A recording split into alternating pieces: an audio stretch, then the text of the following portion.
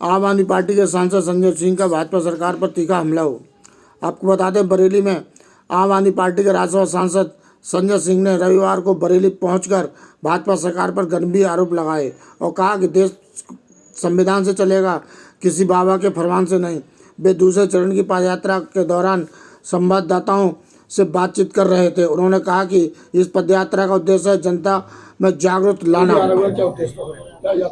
21 तारीख से 26 तारीख तक रुहेलखंड में रामपुर, मुरादाबाद, अमरोहा जिले को कवर करते हुए वोट बचाओ संविधान बचाओ पदयात्रा आम आदमी पार्टी की ओर से आयोजित की जाएगी, जिसमें हजारों की संख्या में हमारे कार्यकर्ता जुटेंगे और एसआईआर के जरिए जो वोट की डकैती कर रही है भारतीय जनता पार्टी, उस मुद्दे को हम लोग मजबूती से उठाएंगे, नंबर एक। और दूसरा, जो संवैधानिक हक मारा जा रहा है, और मेरा सीधा आरोप है कि बीजेपी संविधान को खत्म करके आरक्षण की जो व्यवस्था है उसको खत्म करना चाहती है। ये एक इनकी गहरी साजिश का हिस्सा है। इसीलिए इन्होंने एक बाबा को भी छोड़ दिया है कि उसके माध्यम से ये एक नकली बहस इस देश के अंदर चला रहे हैं।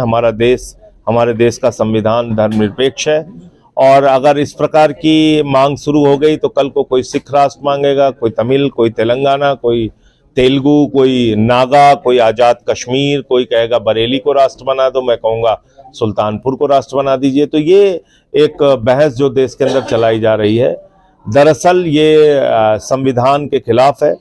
तो वोट चोरी और वोट की डकैती, उसके खिलाफ ये यात्रा है, और संविधान का जो हक छीना जा रहा है उसके खिलाफ ये यात्रा है। भेदभाव की राजनीति से दुनिया का कोई देश आगे नहीं बढ़ा है, तो हिंदुस्तान भी भेदभाव की राजनीति से और नफरत की राजनीति से आगे नहीं बढ़ेगा।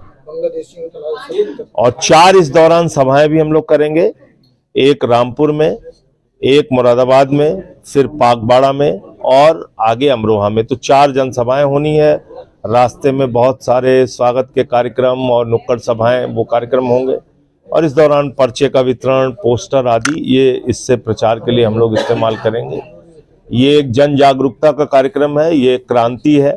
क्रांति इस रूप में है कि हम चाहते हैं कि अपने वोट का अधिकार बचाने के लिए, संविधान का अधिकार बचाने के लिए लोग सड़कों पे आए। सांसद जी, विपक्ष एसआईआर के विरोध में शोर उठाता है, तो भाजपा कहती है शोर के पीछे घुसपैठियों के वोट कटने की चिंता है। नहीं, एक चीज आप बताइए, इन्होंने 80 लाख लोगों के वोट काटे, तो क्या 80 लाख घुसपैठिए हैं बिहार में? कितने विदेशी मिले वहां पे? मात्र 315। 78 मुसलमान मिले, बाकी नेपाल के हिंदू। तो ये सच्चाई क्यों नहीं आप बताते देश को? दूसरी बात, हम रहते हैं यहां बरेली उत्तर प्रदेश में, या मुरादाबाद या रामपुर, तो एक बांग्लादेशी बंगाल, त्रिपुरा, आसाम पार करके, झारखंड और बिहार पार करके यूपी में कैसे आ गया? इनकी सरकार घास छील रही 11 साल से। यहां पे ओबामा का शासन है कि ट्रंप का शासन है? भाई, मोदी जी प्रधानमंत्री हैं, अमित शाह गृह मंत्री हैं, उसके बाद भी बांग्लादेशी आ जा रहे हैं, घुसपैठिया आ जा रहे हैं, तुमसे बॉर्डर संभल नहीं रहा है तो इस्तीफा दे दो। भाई, तुमसे अगर सीमा की सुरक्षा नहीं हो पा रही है तो इस्तीफा दे दो। ये क्यों रोना रो रहे हो? हर जगह तुम्हें घुसपैठिया मिल रहा है। तो इसलिए ये एक नकली बहस है, असली मुद्दों से ध्यान हटाने के लिए। सर, लगातार बुलडोजर कार्रवाई की जा रही है विशेष समुदाय के ऊपर, क्या करना चाहिए? देखिए, बुलडोजर से कोई बचा नहीं है, और कई बार क्या होता है कि सब लोग लड्डू बांटते हैं जो बुलडोजर चलने पर, उसका नुकसान उनको भी झेलना पड़ता है। मुसलमानों के खिलाफ यहां बुलडोजर चला, आप काशी चले जाइए, वहां पर बुलडोजर चला, मंदिरों पे बुलडोजर चला। आप अयोध्या चले जाइए, ये अयोध्या के रहने वाले हैं सवाजीत जी, वहां पे मंदिरों पे, घरों पे बुलडोजर चला। अभी ये दिल्ली में 143 साल पुराना मंदिर है, उसको बुलडोजर से ढहा दिया, सिर्फ आरएसएस की पार्किंग बनाने के लिए, उनके कार्यालय की। तो मुसलमानों के खिलाफ नफरत फैलाना है, उनके घरों पे बुलडोजर चलाना है, और फिर धीरे धीरे करके बाकी समुदाय को भी काटना है, उनके खिलाफ भी बुलडोजर चलाना है, उनके खिलाफ भी इस प्रकार का कुचलने की कार्रवाई करना है। ये भारतीय जनता पार्टी का काम है। मेरे खुद के जिले में सफाई कर्मियों पे बुलडोजर चला। मैंने हाई कोर्ट में पिटीशन कर रखी है उसके लिए। तो इसलिए ये तो अभी आप देखिए घुसपैठिया का सवाल इन्होंने पूछा। जौनपुर में बनारस से आके लोग बसे हैं, लेकिन मुसलमान है तो घुसपैठिया है। चला रहा है मीडिया घुसपैठिया है। वो अपना कागज दिखा रहे हैं कि हम 20 साल से यहां रह रहे हैं और हमारे बाप दादा 100 साल से जौनपुर बनारस में रह रहे हैं। अभी ठेलिया और 2 बाइक उठा के लेके चली गई मेयर बीजेपी की लखनऊ में, और कह रही है बांग्लादेशी है। पता चला वो असम के नागरिक हैं। हमने सारे कागज मीडिया को दिखाए। दिल्ली में 2 बार सरकार रही आपकी, अब इस भाजपा सरकार है, वो कह रहे हैं हमने स्वच्छ और सुंदर दिल्ली बना दिया है।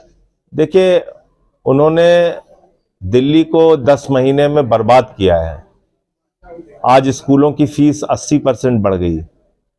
5-5 घंटे बिजली की कटौती होने लगी। नकली घाट उन्होंने बनाया छठ मैया का। इसके अलावा दिल्ली के अंदर आज प्रदूषण की हालत यह है कि दुनिया का सबसे ज्यादा प्रदूषित शहर अगर कोई है तो दिल्ली है। तो ये 10 महीने में काम किया है मोदी जी ने। संजय जी, एक आवाज उठाई जा रही है हिंदू राष्ट्र बनाने की, आप संविधान बचाओ नारा उठा रहे हैं। तो देखिए, संविधान हमारा क्या कहता है? संविधान कहता है भारत एक धर्मनिरपेक्ष राष्ट्र है। उस पर शपथ मैंने भी ली है, प्रधानमंत्री जी ने भी ली है और योगी जी ने भी ली है। तो प्रधानमंत्री पहले इस्तीफा दें और कहें कि वो संविधान के खिलाफ है, बाबा साहब के खिलाफ है। और क्या होगा हिंदू राष्ट्र में? तालाब में पानी पी पाएंगे दलित, कि उनको गले में हड़िया बांध के घूमना पड़ेगा? पूछिए जरा इन लोगों से, क्या होगा उस हिंदू राष्ट्र में? बताइए। इसी समुदाय से आते हैं, काशीराम जी के साथ मिलकर इन्होंने लड़ाई लड़ी। तो इसलिए इस प्रकार की, कल को कोई कहेगा हमें बहुजन राष्ट्र चाहिए, कोई कहेगा हमें तमिल राष्ट्र चाहिए। तो ये तो देश को तोड़ने की एक कार्रवाई खुलेआम कर रही है बीजेपी। वो बीजेपी की यात्रा है, उस बाबा की यात्रा नहीं है।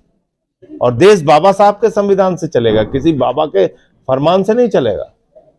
धार्मिक स्थलों में जो कैमरे लगाने की बात चल रही है, अब मुस्लिम समाज कह रहा है कि मस्जिदों में हम कैमरे नहीं लगाने देंगे, मदरसों में सिर्फ लगा सकते हैं। इस पर क्या कहना चाहते हैं? मुझे उसकी जानकारी नहीं है। बाकी तो सब लोग जहां मर्जी आए कैमरे, इनको तो बस मैंने इनके लिए एक फिल्म का गाना गाया था पार्लियामेंट में कि 2 जासूस करें महसूस कि दुनिया बड़ी खराब है। तो इस देश में वहां गृह मंत्री और प्रधानमंत्री हैं और यहाँ योगी जी हैं। संचार ऐप भी लेकर, इनका घर परिवार है नहीं, सब जगह कैमरा लगाना है इनको। संचार ऐप लेकर आ रहे हैं मोबाइल पर। ठीक।